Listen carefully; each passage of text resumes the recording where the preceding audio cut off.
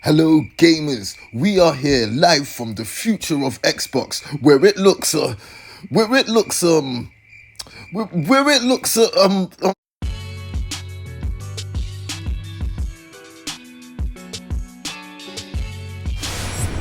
What's good YouTube? It's your host Santana the Prince and you are now watching MVP Magazine. And today is a very dark day for the Xbox fanboys.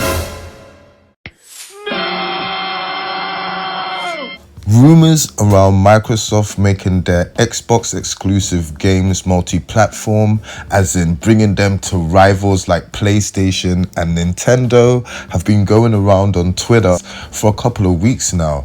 But now industry level websites are picking up on the story and reporting it, adding a little bit more of sting and credibility to these stories. I'm upset with myself. I kind of revisit our process. In fact, Game Rant reports that a number of trusted insiders have come forward to them and stated that huge Xbox titles like Starfield will be coming to rival consoles like PlayStation, which is crazy because wasn't Starfield supposed to be Xbox's biggest game? Game Rant also states that the main reason for this is that whilst Xbox has been able to produce exclusives, they haven't got the same results as Sony and Nintendo's exclusives, and their hardware remains lagging behind the competition. Damn! Now, all jokes aside, even though these are just rumors, this is definitely a step in the right direction for Xbox as a brand, but not as a console. I mean, if we just keep it a buck, Game Pass already ensured that you don't have to buy games, and now Microsoft are just ensuring that you don't have to buy a console whatsoever.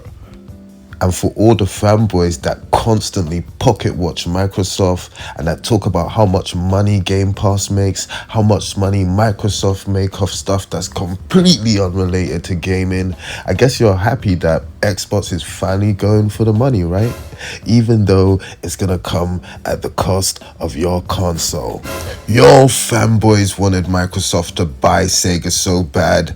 Now they've exited the console hardware business and gone multi-platform just like Sega. There you go, you got what you wanted. Kind of. They're kind of like Sega, just without the great games. And that's the funniest part.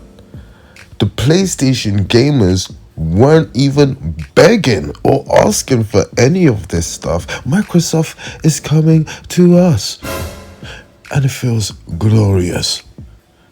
Another thing which is glorious about this is the constant meltdowns on Twitter. Now, you can tell that this decision has been in the making for a very long time. I mean, for the longest time, Microsoft has been doing everything they possibly can to make more money off Xbox consumers, whether it's releasing multiple versions of controllers. I mean, at one point, you guys had more controllers than games. And then they started trying to sell you special edition consoles. You know, you had the Gears of War console, the Minecraft console, even Rick and Morty consoles. They did My Little Pony consoles. They were selling everything. And when that didn't work, they said, you know what, to heck with this, we're gonna just sell them a fridge. Now, even though these are just rumors at the moment, I personally wouldn't be surprised if this was true, as this isn't the first time Microsoft has given up on something which actually had tons of potential. The original Xbox had tons of great new IPs which haven't been used since back in the day. Games that were from great developers like Sega and even From Software. Yes, the original Xbox had a From Software game that has never been released since, even remastered. We've even seen Microsoft drop technology. Now, whether you like Kinect or not, initially it was a success, and if handled right, it had a ton of potential.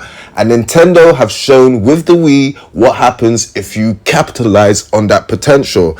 And Microsoft dropped the ball and connect way too quickly.